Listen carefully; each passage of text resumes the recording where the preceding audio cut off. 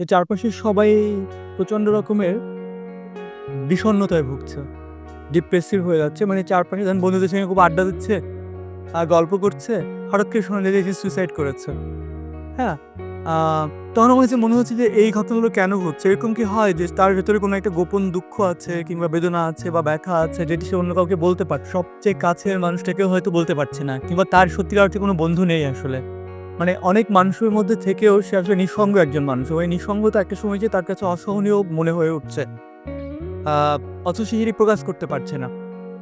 তো আমার নিজেকেও আমার কাছে কখনো, কখনো মনে হয়েছে যে আমার আসলে সে অর্থে আক্ষেপ নেই বা আমি নিজে একজন সুখী মানুষ হিসেবে দাবি করি। তারপর কখনো, কখনো আমার কাছে মনে হয় যে কোনো একটা অদ্ভুত রকমের আ শূন্যতা আমার মধ্যে কাজ করে। যেটা হয়তো কখনো না কখনো আমাকে আ আ গুণপোকার মতো কাটতে থাকে ভেতরে এবং সেটা অন্য কাউকে বলার মতো কিংবা বললেও সে হয়তো সেটাকে সঙ্গে একাত্ম বোধ করতে পারে না বা টাচ করতে পারে না। আবার অনেক সময় এরকম হয় যে আমরা আমাদের নিজের জীবন নিয়ে এত বেশি ব্যস্ত হয়ে পড়ি যে আমরা চারপাশের মানুষের জীবন, ভাবনা, অনুভূতিগুলোকে আসলে অত বেশি গুরুত্ব দেই না।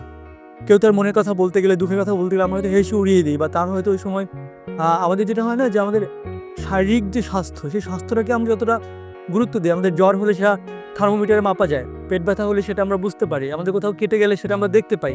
কিন্তু আমাদের মনেরও কিন্তু একটা স্বাস্থ্য আছে, মেন্টাল হেলথ। সেই মানসিক স্বাস্থ্যটার কথা কিন্তু আমরা কখনো ভাবি না। সুতরাং আমার কাছে মনে হয়েছে যে এই বিষয়টা আমি একটা উপন্যাসের মধ্যে তুলে আনতে পারি। তো এই উপন্যাসে একটি চরিত্র আছে, নাম হচ্ছে ধ্রুব। সে একজন খুবই জনপ্রিয় এবং সফল আ আ কণ্ঠশিল্পী। তার প্রচুর ভক্ত, প্রচুর মানুষ তার অনুরাগী। সে একজন সুখী বিবাহিত পুরুষ, তার সন্তান আছে। কিন্তু দিন শেষে তার মধ্যে একটা অদ্ভুত রকমের ডিপ্রেশন কাজ করে, শূন্যতা কাজ করে এবং ঠিক ওই সময়টা তাকে ধীরে, ধীরে আ মানে একভাবে বলতে গেলে প্রচণ্ড রকমের কোণঠাসা করে ফেলে। ঠিক ওই অবস্থায় তার জীবনে একটা মেয়ে আসে এবং সেই মেয়েটা তাকে আসলে ওই ভাবনা থেকে, ওই তার প্রচণ্ড ডিপ্রেশন থেকে আ উঠতে সাহায্য করে।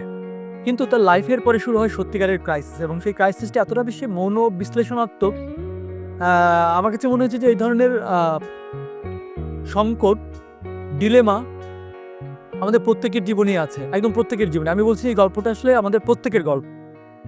সেই ডিলেমার সময় আমাদের ভিতরে নানা ধরনের অনুভূতি তৈরি হয়। সেই অনুভূতিটাকে কতটুকু আমরা প্রশ্রয় দিব, কতটুকু দেব না, কতটুকু বাড়তে দেব, আর কতটুকু নিয়ন্ত্রণ করব, কতটুকু নিয়ন্ত্রিত হয়, কতটুকু হয় না। সেই বিষয়গুলো আসলে এই উপন্যাসটিতে আমি খুব সূক্ষ্মভাবে আমি বলছি যে আতশী কাঁচ দিয়ে দৃষ্টি ফেলার চেষ্টা করেছি আমি সেটিতে।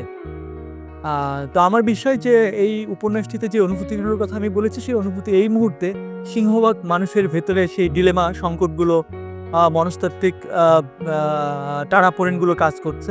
আমি চেষ্টা করেছি সেখানে আলো ফেলতে। Cheer up! চলো পুরাই খুশি নতুনের সাথে তুলে নিয়ে হাতে Cheer up! Oh oh cheer up! Oh oh cheer up! চুমুকে চুমুকে enjoy the life চলো পুরাই খুশি তুলে নিয়ে হাতে Cheer up! Oh oh cheer up! Oh oh cheer up! Oh oh cheer up! চিল হবে রিফ্রেশিং মুডে। চিয়ার আপ, চলো উড়াই খুশি।